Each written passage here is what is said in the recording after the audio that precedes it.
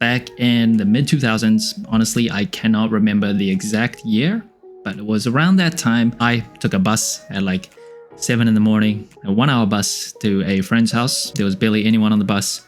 It was a Saturday as well, so not a lot of reasons someone would get up that early to take a 1-hour bus, and knock on my friend's door, and he had them ready. About a month before that, we had ordered on eastbay.com, rest in peace Eastbay, this black gold laser Hirashi 2K4. Took a while to get to us, but I swear, and I can't remember 100%, but I swear it might have even been on discount. We scrounged up any money that we had from like our part-time jobs, got these shoes, shipped it to his house first so we can save on shipping and split that, and he finally handed me my pair.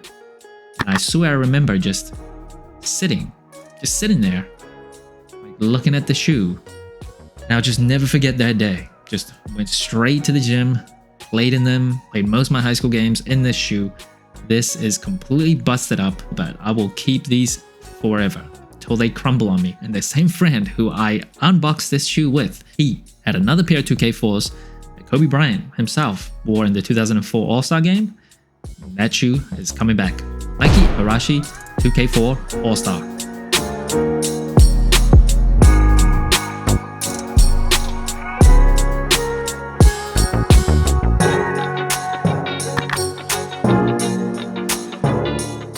And the shoe is dropping on February 17th for $210 over the All-Star weekend this year. And of course, in 2004, Kobe Bryant did wear this shoe in the All-Star game. And if you're wondering why this shoe, even though it's synonymous with Kobe Bryant, doesn't have explicit Kobe Bryant branding, and it's also not part of Kobe's signature series, is because during this time, Kobe just signed with Nike. He had left Adidas, but also around the same time, Kobe was going through his court case. So they felt that it wouldn't look too good if he dropped his signature series with Nike. So they came out with the 2K4, kind of used Kobe as the face of the shoe, even though it's not technically the Kobe 1, but it is just undeniably synonymous with the Mamba. First impressions of the shoe. You can probably tell from the intro of this video, this shoe means more than just like a really nice shoe to me. This represents a time in basketball for Nike, definitely, where it was just a great time. It was the height of my like NBA fandom, basketball fandom, where I was playing a lot. It was a time where ball is life before responsibilities kind of take over your adulthood, and I was never able to get this colorway specifically. So I'm genuine when I say this. I'm looking forward to shoes like the Jordan 5 Wolf Grey, Jordan 6s, some really nice ones are coming back, like the white infrared. I don't know what else has been announced yet. The Union Jordan 1s, obviously everyone wants those. But I'm genuine when I say this. If this was the only shoe that I could get for the entirety of 2026, like if it was this and nothing else, or everything else but not this, I would choose this and nothing else. This is just how much the 2K4 means to me. Now, starting with the box, it is a slightly larger box and it is LA All-Star themed. This also came in 2004, so not changing anything up, trying to get us a one-to-one retro, and it also comes with this LA bag. And if you've ever been to LA, this is unmistakable, the palm trees and the scenery, LA to the core. And in terms of the materials, it is all just synthetic, so nothing too special. Don't expect like genuine, really delicious leather here. Basketball shoes nowadays, of course, just primarily uses like synthetic textiles or materials, generally for weight savings, durability, as well as support. And then moving up the tongue, you will get this like neoprene type of tongue. And the shoe overall, the 2K4, was designed by Eric Avar. So he was inspired by the Air Hirashis that was originally designed by Tinker Hatfield back in 1991, if I remember correctly. So Tinker Hatfield, when he designed the shoe, he was inspired by fishing. He was like, why not use it on sneakers? So the Hirashis used it, Jordan 7s used that as well, and Eric Avar utilizes this material too. And he was also inspired by the Air Force One, the very classic type of look. He wanted this shoe to kind of have a very clean type of silhouette. So that's why you see this relatively large swoosh on the lateral side of the shoe. But the tongue itself, it is neoprene, and you do see perforations all throughout the tongue, so provide some ventilation there, as well as on the medial side of the shoe. And then of course, this very distinct like strap that also has the date of the 2004 All-Star game when Kobe Bryant wore this, so February 15th, 2004.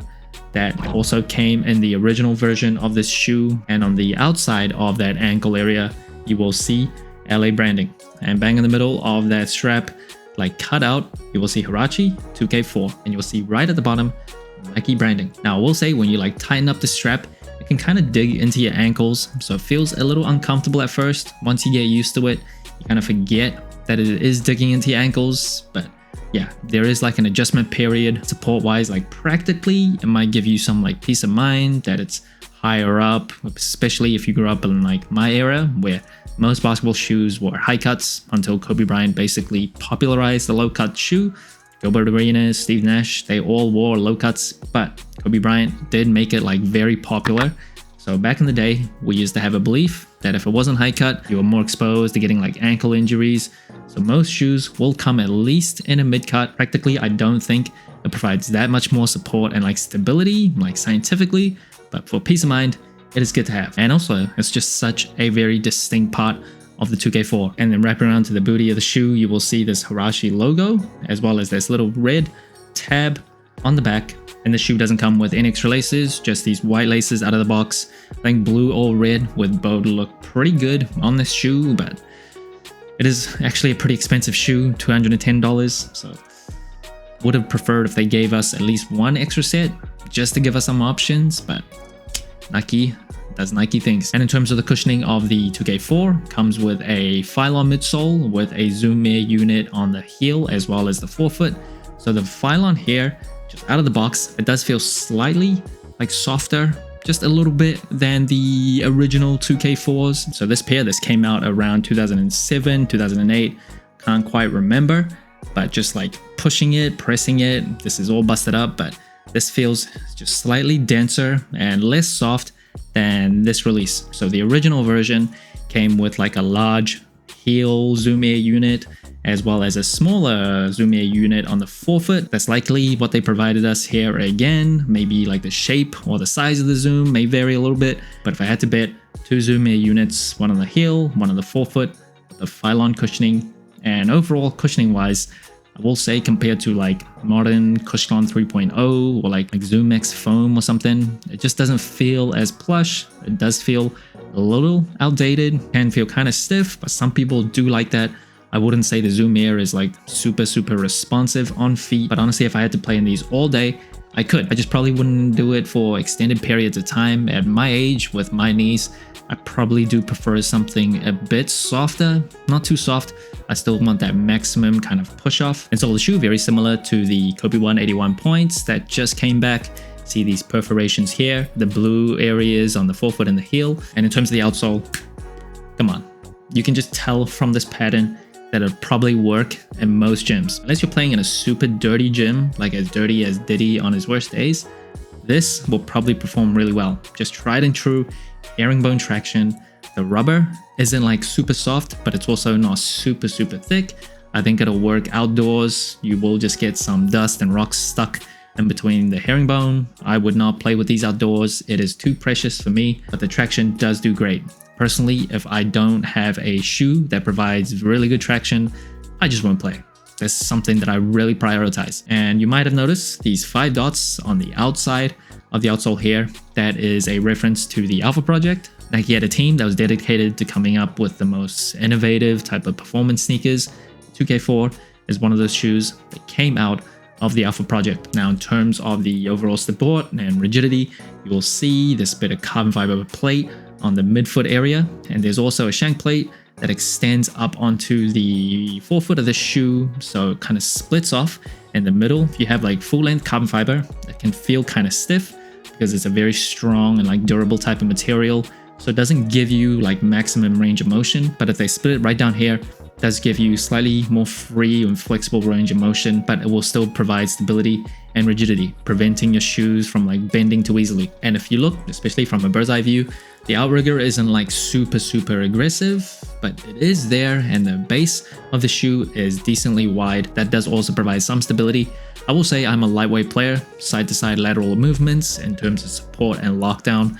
For most basketball shoes, I won't really have a problem with, but you can see compared to shoes where they have like TPU coming up to the side of the shoe, or like even carbon fiber on the sidewalls, this shoe doesn't have that. So it's kind of relying a lot on just the materials on the upper itself, as well as this TPU heel counter. That works pretty well. So if you're like a just absolute tank and heavyweight, you might want to get a second opinion. But for me, stability and support wise, I think it is good. It is not the most rigid type of shoe. Like Jordan 40 stability wise is insane, but I think it does do the job. And in terms of sizing and comfort, I am a wide and flat footer. Generally for Nike basketball shoes, I either have to go true to size or go up half a size, especially for Kobe shoes, even though technically this was before Kobe's actual signature shoes. But for this, I personally have to go up half a size. I have tried going true to size with this shoe before. This thing will just, yeah, it is not good for my wide and flat feet.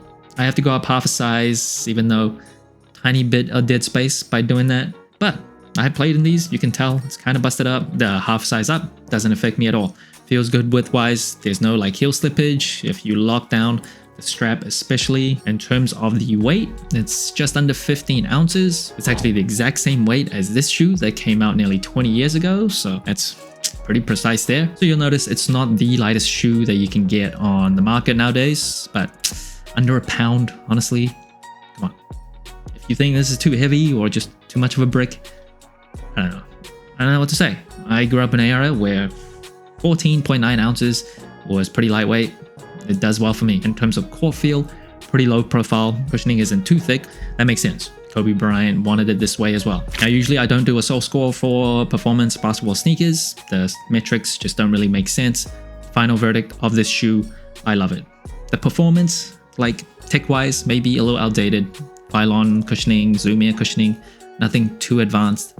But I still think it works, especially if you are not old and washed like me, when your knees can handle something a bit more stiff, not as plush and soft as some like modern day basketball shoes. I still think it's a great option. It's balanced, traction is great. Most importantly, aesthetically, it is a beautiful, beautiful looking shoe. And what this shoe represents is not just a shoe that's synonymous with Kobe Bryant, not just like a beautiful basketball shoe. It represents an era. If you were playing ball back in the day, the early to mid 2000s, you would have known someone with a 2K4. Maybe not this colorway, something else, but someone at every single gym, even all the way in New Zealand, in Australia, wherever you may have been, someone had a pair of these. I only ever got one as a teenager, as a kid. Finally, now, I can say I have two. So that's it. Thanks for watching. So inclined. Let me know what you think of the Nike Huarache 2K4. Like, subscribe, comment, all the good stuff. And remember, tomorrow may never come, so wear your shoes.